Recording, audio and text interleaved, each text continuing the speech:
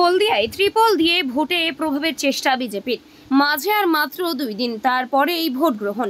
এই অবস্থায় তমলুকের বিজেপি প্রার্থী অভিজিৎ গাঙ্গুলির সমর্থনে রাতের অন্ধকারে ত্রিপল বিতরণ করতে গিয়ে পুলিশের হাতে পাকড়া হলো বিজেপির এক কর্মী। সুতাহাটায় বিজেপির তরফে ভোটারদের প্রভাবিত করা হচ্ছে বলে অভিযোগ করেছে তৃণমূল। পূর্ব মেদিনীপুর জেলার তমলুক ও কাথি লোকসভা আসনে নির্বাচন 25শে মে।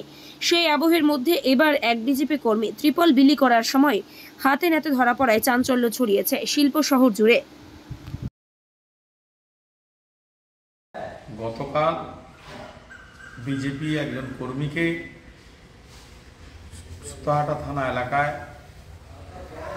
তৃণমূলের কয়েকজন নেতৃত্ব তাকে জোরপূর্বক ধরে পুলিশের হাতে তুলে দেয়। তাদের অপরাধ, তারা নাকি রাতের অন্ধকারে তিরপল বিলি করছিল। চিন্তা করুন, বর্ষাকালে মানুষ তিরপল বিলি করে, হ্যাঁ, আর এই গরমের সময় জল বৃষ্টির দেখা নেই, তিরপল কোথা থেকে আসবে? এগুলো এইভাবে বিভিন্নভাবে তৃণমূল চক্রান্ত করে বিজেপি কর্মীদেরকে বিভিন্নভাবে ফাঁসানোর চেষ্টা করছে, যাতে এই ভোটের সময় বিজেপি কর্মীরা, যারা সক্রিয় কর্মী আছে, তারা যাতে বিজেপির হয়ে খাটতে না পারে, বুথে বসতে না পারে।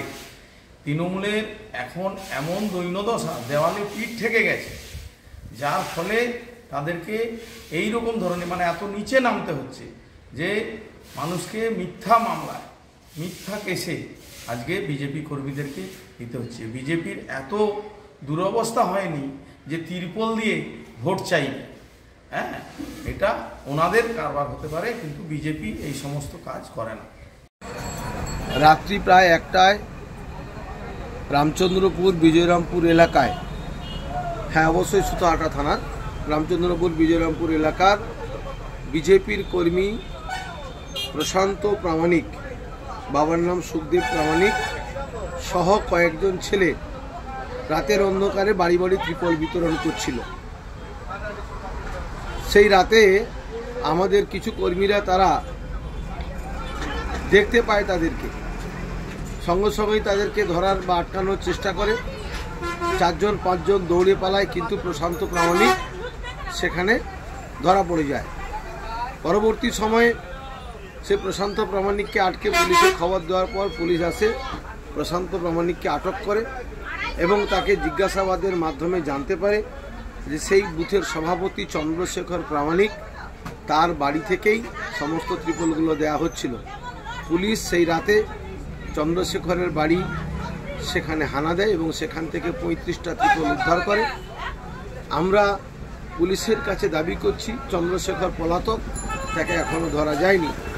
আমরা পুলিশের কাছে দাবি করছি, এই কাজ শুধু চন্দ্রশেখরের নয়, এই কাজ এখানকার বিজেপির নেতাদের, কারণ চন্দ্রশেখরের ওই অর্থনৈতিক অবস্থা নেই যে এত ত্রিপল বিতরণ করতে পারে।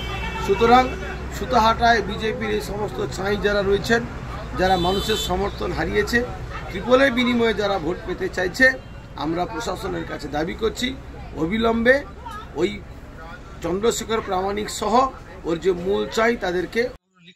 ব্যুরো রিপোর্ট, এখন সংবাদ।